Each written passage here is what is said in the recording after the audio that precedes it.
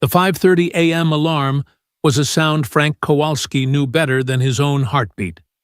For 34 years, it was the gunshot that started his daily race.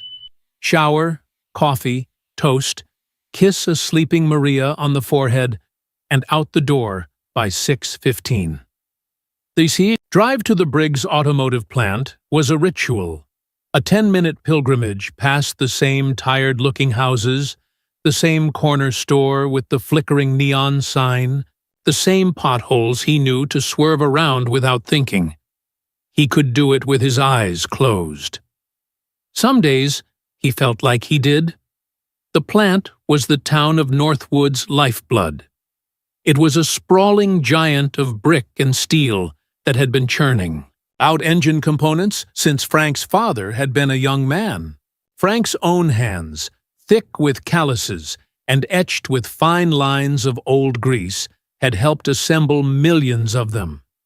He was a line supervisor now, a position he'd earned through decades of sweat and reliability. He knew the rhythms of the U, machinery like a conductor knew a symphony, the hydraulic hiss of the presses, the rhythmic clank, clank, clank of the conveyor, the high-pitched whine of the cutting lathes. These were the sounds of his life, the sounds of a steady paycheck, of a mortgage paid on time, of putting 2 kids through college. But for the past 6 months, a new sound had crept into the symphony, the uneasy whisper of rumors.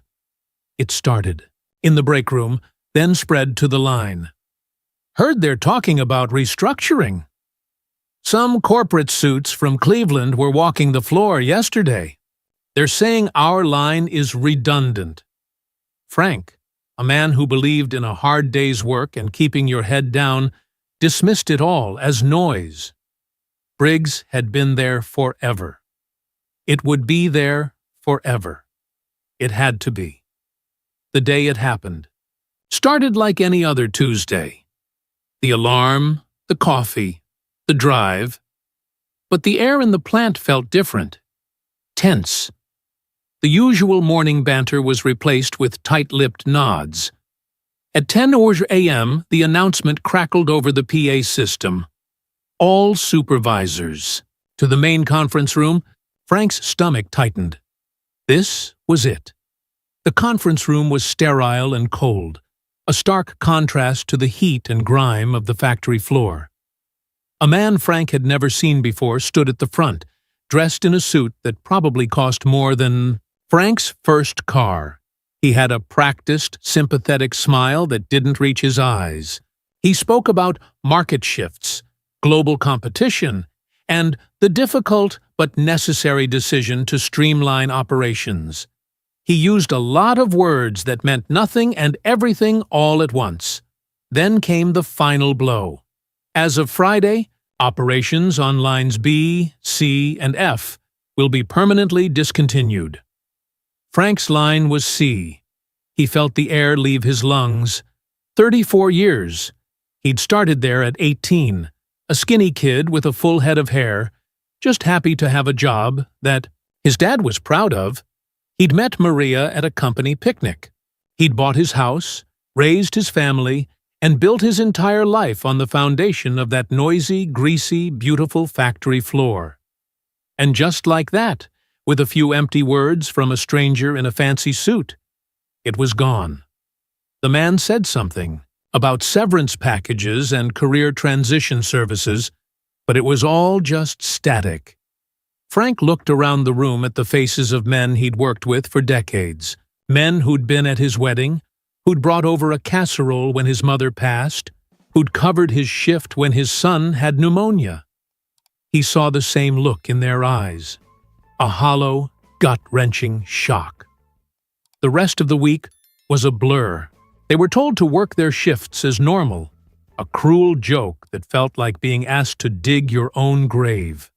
The familiar sounds of the machinery now sounded like a death rattle. On Friday, the final whistle blew at 3:00 p.m. for the first time. In over a century, it wasn't a signal of a shift change, but a final, mournful goodbye. The silence that followed was the loudest sound Frank had ever heard. He walked out of the gates of Briggs Automotive for the last time, carrying a cardboard box with a coffee mug, a few family photos from his locker, and the weight of an uncertain future. The first few weeks were the worst. The 5:30 a.m. alarm was silenced, but Frank's body still jolted awake, his mind racing in the pre-dawn darkness. With no race to run, he'd just lie there, staring at the ceiling, listening to the house settle. The silence was suffocating. Maria tried her best.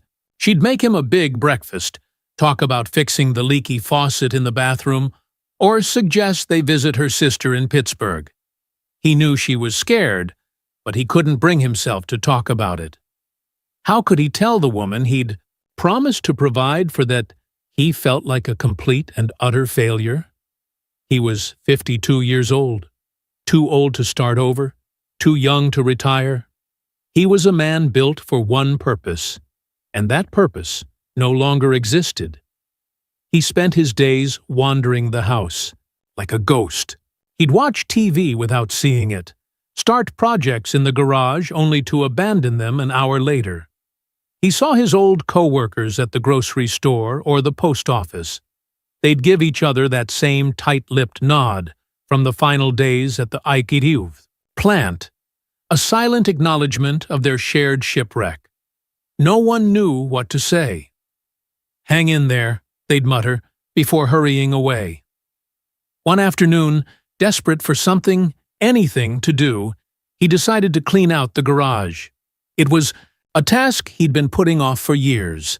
He sorted through old tools, stacked dusty paint cans, and threw out junk.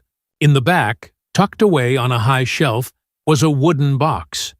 He pulled it down, wiping away a thick layer of grime. It was his grandmother's recipe box. He carried it into the kitchen and sat down at the table. The wood was smooth and dark, worn down by years of use. He lifted the lid, and a faint, familiar scent of dried spices and old paper wafted out. Inside were hundreds of index cards, filled with his Baba's elegant, looping cursive.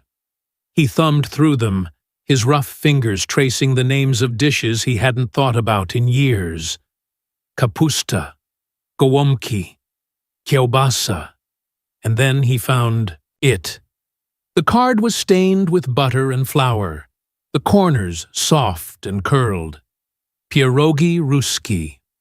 A memory, vivid and warm, washed over him. He was a little boy, standing on a stool in his Baba's kitchen, his small hands trying to mimic her expert way of pinching the dough shut. The air was thick with the smell of boiling potatoes and sizzling onions. Her kitchen was the heart of their family, and her food was the language of her love. On a whim, he went to the pantry. He had potatoes, onions, flour, cheese. He had everything he needed. For the first time in a month, he felt a flicker of purpose. He wasn't thinking about the future or the past. He was just following the familiar steps written on that faded card. He boiled the potatoes, fried the onions, and mixed the filling. He kneaded the dough, feeling the satisfying resistance under his palms. He rolled it out and carefully cut the circles, just as she had taught him. He filled each one, pinching the edges into a perfect, tight seal. It was slow, methodical work. It was honest work. When Maria came home from her part-time job at the library, she stopped dead in the doorway. The house, which had been filled with a heavy silence for weeks, was now alive with the warm, comforting smell of her childhood. Frank was standing at the stove, a light dusting of flour on his shirt, carefully lifting a batch of golden brown pierogis from a sizzling pan of butter and onions. He looked up, a little sheepish. I was just messing around." She walked over and took one from the plate, blowing on it before taking a bite. Her eyes closed. A genuine, beautiful smile spread across her face. "Oh, Frankie," she said, her voice thick with emotion. "Oh my God! These are, these are better than Baba's." Later that evening, their neighbor, Dave, another laid-off Briggs worker, stopped by to return a wrench. Maria insisted he try a pierogi. Dave, a man who usually only grunted in greeting, took a bite, and his eyes went wide. "Kowalski," he said, pointing at the pierogi with the half he hadn't eaten yet. "Holy cow! You could sell these. I'm serious. People would line up for these." Frank just shrugged, uncomfortable with the praise. But after Dave left, he stood in the quiet kitchen, looking at the plates of perfectly cooked pierogis. He glanced over at the wooden recipe box, then turned and looked out the window. In the distance, the smokestacks of the Briggs plant stood, dark and silent against the twilight sky, like a tombstone for the life he used to have. But for the first time since he'd walked out of those gates, he felt a flicker of something other than despair. It wasn't quite hope, not yet. It was smaller, more fragile. It was the whisper of an idea. What if? Frank stands at a crossroads, with the ghost of his past life behind him, and a fragile new idea sparked by his grandmother's memory. His journey is just beginning. What do you think he will do with this flicker of hope? If you're invested in Frank's story and believe in the power of a second chance, take a moment to hit the like button and make sure you're subscribed so you don't miss what happens next. Now, let's get back to the story. The idea that had whispered, "What if?" in the quiet of the kitchen became a persistent hum in Frank's mind over the next few days. It was a ridiculous thought, wasn't it? Him, Frank Kowalski, a guy who'd spent his life calibrating machinery and managing production schedules, selling pierogis. He tried to push it away. He was a factory man, a supervisor. His identity was forged in steel and oil, not flour and butter. But the idea was stubborn. It stayed with him while he mowed the lawn, while he watched the news, while he laid in bed, staring into the darkness. It was the only thing that managed to cut through the heavy fog of his unemployment. He started small. He pulled out more of Baba's old recipe cards and just cooked. He made a huge pot of bigos, a rich hunter's stew, and a batch of potato pancakes so perfectly crispy they crackled when you touched them with a fork. The house filled with aromas that had been dormant for a generation. Maria would come home, and he'd see that light in her eyes again.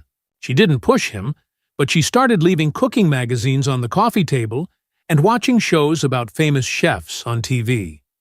One evening, she sat down next to him on the sofa.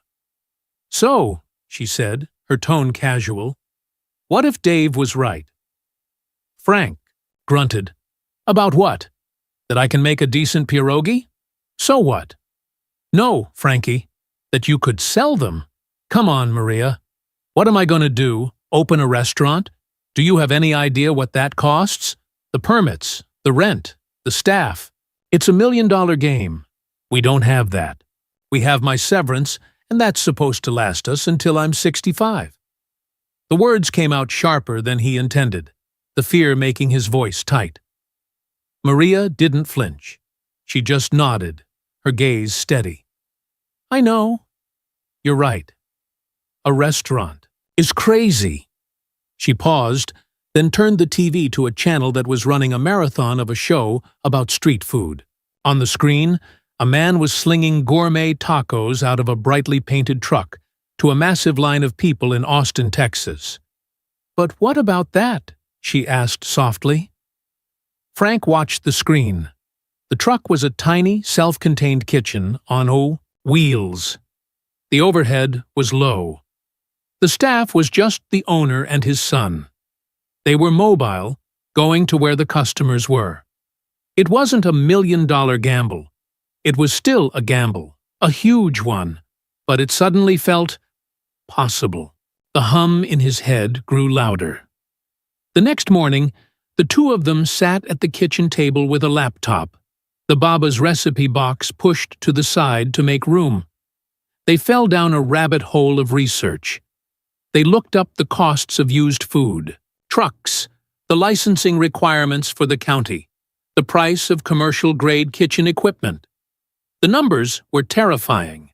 A decent used truck, already outfitted, could run $30,000, $40,000, even $50,000.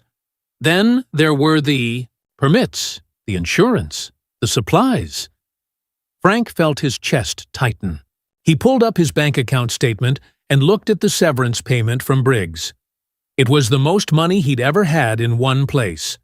It was their safety net, the cushion meant to protect them from the fall. The idea of taking that money he'd earned through 34 years of back-breaking work, and pouring it into a beat-up truck and a deep fryer felt like an act of insanity. It was everything he wasn't. A risk, a long shot, a dream. He was a man who believed in pensions, 401ks, and the slow, steady certainty of a union job. "We can't, Maria," he said, pushing the laptop away. "It's too much. If this doesn't work, we lose everything. Everything I worked my whole life for." Maria reached across the table and placed her hand over his. Her hand was small, but her grip was firm. "Frankie, listen to me," she said, her voice quiet but fierce. "That money is already gone, in a way. It's a ghost. It's the money they gave you when they took your job, when they took your pride. For the last 2 months, I have watched you disappear. I've watched you sit in that chair and just fade. I'd rather we lose every single penny of that money betting on you than watch you do nothing and lose you instead." Her words hit him harder than any factory whistle ever had. He looked at her, at the unwavering belief in her eyes, and felt a profound sense of shame for his own fear and a surge of love so deep it almost hurt. She wasn't just his wife. She was his partner. She believed in him even when he didn't believe in himself. He took a deep breath. "Okay," he whispered. "Okay." The decision was made. The terror was still there, a cold knot in his stomach, but now it was mixed with a powerful electric jolt of adrenaline. The hunt began. He spent weeks scouring online marketplaces, driving to see trucks that were rusted-out heaps or ridiculously overpriced. Finally, he found one. It was a 1998 Chevy P30, a former delivery van that had been sitting in a farmer's field for 5 years. It was ugly, a faded white box with peeling decals and tires that were half sunk into the mud. But the engine, after a jump and a lot of sputtering, turned over. The frame was solid. The inside was a big, empty metal shell. It was perfect. The farmer wanted $7,000. It was a fair price. Frank stood there, his checkbook in, his hand feeling a wave of dizziness. This was the first real step. This was the point of no return. He wrote the check, his hand shaking slightly, and exchanged it for a rusty set of keys and a signed title. Driving the hulking, rattling beast. Home was the most terrifying and exhilarating drive of his life. The real work started the next day. He parked the truck in his driveway, and for the first time, he looked at it not as a problem, but as a project. This was an assembly line he could control. He spent the first week just gutting and cleaning it, tearing out old shelving and scrubbing away years of grime.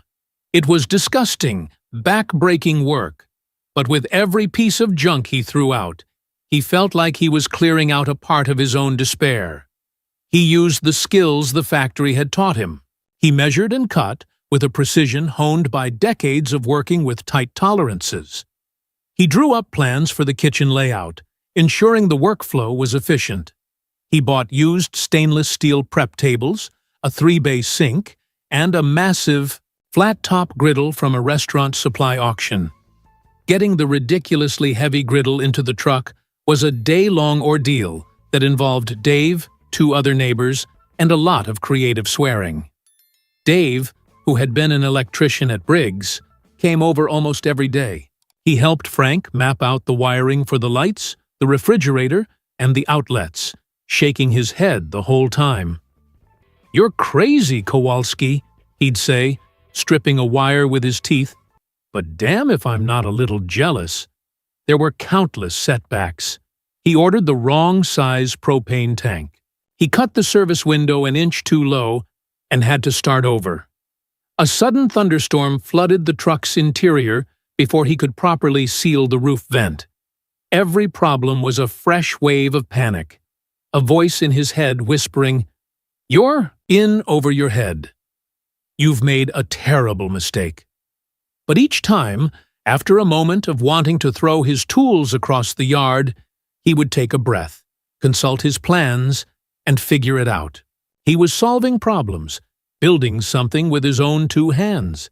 He hadn't felt that kind of satisfaction in years. After 2 solid months of work, it was starting to look like something. The inside was a gleaming, functional stainless steel kitchen. The outside had been sanded down and primed, a blank gray canvas. One evening, as the sun was setting, Frank stood in the driveway, covered in paint, thinner, and sweat, just looking at it. The ugly delivery van was gone. In its place stood a kitchen. His kitchen. Maria came out with 2 tall glasses of iced tea, the condensation dripping down the sides. She handed one to him and stood beside him, following his gaze. "It looks amazing, Frankie," she said softly. He took a long drink, the cold tea a relief in the humid summer air. He still had so much to do. He needed to get it painted, get it inspected, figure out suppliers, and 1,000 other things he hadn't even thought of yet. The fear was still there, but it had changed. It was no longer the paralyzing dread of an empty future. It was the nervous, thrilling energy of a man standing at the beginning of his own brand-new assembly line. He looked at the truck, then at Maria, and allowed himself a small, weary smile. It was the first real smile she'd seen on his face in months. The 2 months of mechanical work had been logical, a puzzle of steel and wire that Frank understood. The next phase, giving the truck its soul, was Maria's territory. They spent a long weekend sanding and painting, the scent of primer replacing, the smell of old grease. They argued playfully over colors, before settling on a warm, deep red that reminded Frank of his grandmother's borscht. Maria, who had always had a steady hand and an artistic eye, spent 2 full days carefully hand-painting the logo she'd designed. It wasn't flashy or modern. It was simple, rustic lettering that read, "The Northwood Pierogi Project." Below the name, in smaller letters, it said, "Frank and Baba's Recipes." It looked honest. It looked like him. Getting the town to agree was another battle. The mountain of paperwork for permits and licenses was a bureaucratic nightmare that made Frank nostalgic for the straightforward logic of machinery. He navigated the health department's labyrinthine codes, the fire department's safety regulations, and the town clerk's zoning restrictions. There were moments he wanted to give up, to tell them all to keep their permits, and he'd keep his truck in the driveway. But then he'd look at the nearly finished kitchen, at the logo Maria had painted with such care, and he'd take a deep breath and go back to filling out another form. The day the health inspector, a stern-faced woman who missed nothing, finally slapped the green approval sticker on his service window, Frank felt a surge of victory that was sweeter than any production bonus he'd ever received. With the truck, legally sanctioned, the kitchen became his laboratory. He spent weeks perfecting his small, focused menu. He would make dozens of batches of pierogies, weighing the potato and cheese filling to the gram, timing the boil and the final pan fry. To the second, he was applying the principles of quality control he'd learned at Briggs to his Baba's recipes. The result was a perfect, consistent product every single time. His menu was simple: the classic potato and cheese pierogi, a savory sauerkraut, and mushroom one, and a kielbasa sandwich on a toasted roll with caramelized onions and spicy mustard. That was it. Do a few things, and do them perfectly. The final test came in the form of practice runs. He fired up the griddle for their neighbors, shouting, "Order up!" from the service window, as Maria took mock orders on a notepad. Dave, his first unofficial customer, gave him notes. "The onions need another minute, Frankie. And you gotta have sour cream. It's not a pierogi without sour cream." He listened, he tweaked, he improved. He was no longer a ghost haunting his own house. He was a man with a mission. He decided his first official day would be a Thursday. And he knew exactly where he had to be. He drove the truck, gleaming and red in the pre-dawn light, and parked it on the public street right across from the main gates of the Briggs automotive plant. The massive factory was dark and silent, a sleeping iron giant. Setting up there felt symbolic, like facing down a ghost. He was starting his new life in the exact spot where his old one had been executed. The first hour was agonizingly slow. The sun came up. A few cars drove by, the drivers, some of them former co-workers, slowing down to stare at the strange red truck. Frank could feel their eyes on him, and the old shame, the feeling of failure, began to creep back in. His confidence wavered. Maybe this was a huge mistake. Maybe he was just a joke, the factory guy playing cook. He busied himself wiping down an already immaculate counter just to have something to do with his hands. At around 11:30, a beat-up Ford Ranger pulled over. The man who got out was Stan, a guy who'd worked the line with Frank for 20 years.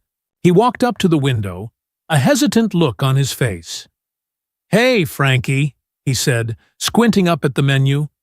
"This is you? For real?" "It's me, Stan," Frank said, his heart pounding. "Huh. Well, I'll be damned. Give me a half dozen of the potato ones." Frank's hands trembled slightly as he plated the first official order.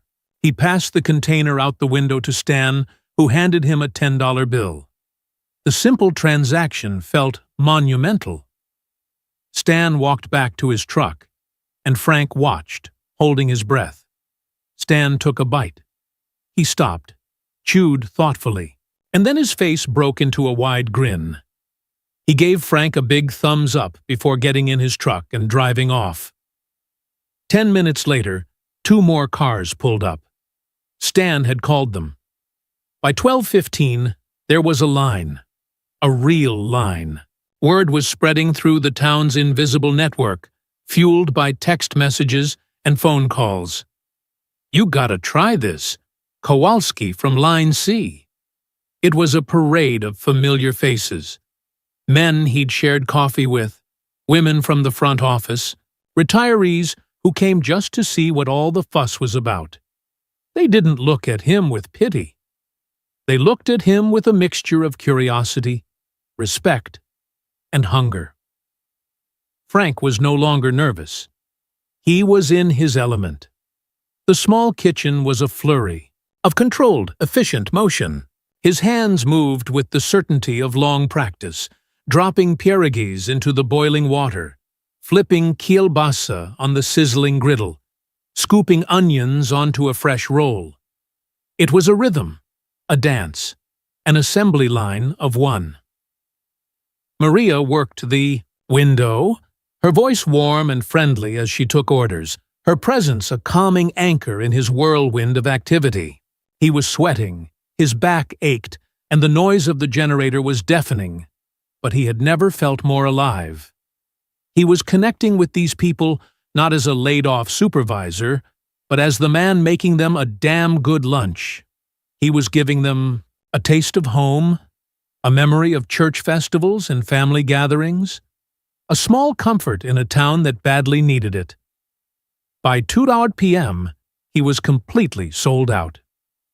He leaned against the counter, exhausted but buzzing, as Maria counted the cash box, her eyes wide with disbelief. They had done it. Months passed. The Northwood Pierogi project became a local fixture. Frank established a weekly route. Tuesdays by the old plant, Wednesdays near the courthouse, Fridays at the farmer's market. His 5:30 a.m. alarm was back, but it was different now. It was no longer the gunshot starting a race he had to run. It was the starting bell for a day he had built himself. His hands were still covered in calluses, but now they came from gripping a spatula instead of a wrench, and they smelled of fried onions instead of machine oil. One crisp autumn afternoon, he was parked in his usual Tuesday spot. A long line snaked from the window. The sound of the sizzling griddle and the happy chatter of his customers was his new symphony. He looked out at the faces of his town, his friends, his neighbors, and then he glanced across the street at the silent, rusting gates of the Briggs plant. He felt a surprising pang, not of anger or loss, but of gratitude. The factory had given him a living for 34 years, but its death had, strangely, given him a life. He was still Frank Kowalski, a man who believed in a hard day's work. But he wasn't just a number on a discontinued assembly line anymore. He was the pierogi guy.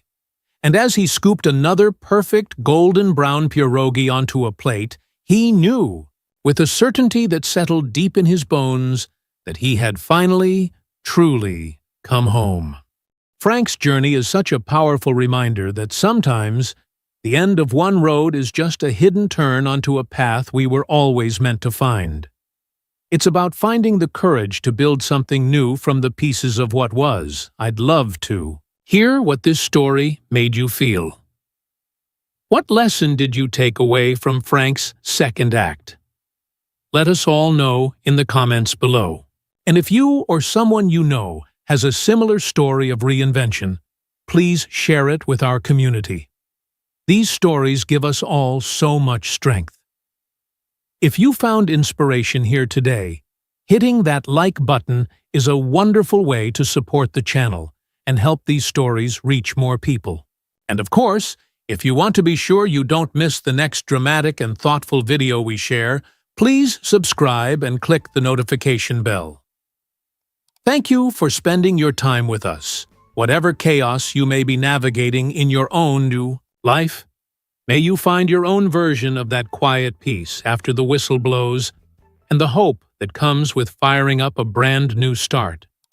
Be well and be good to each other.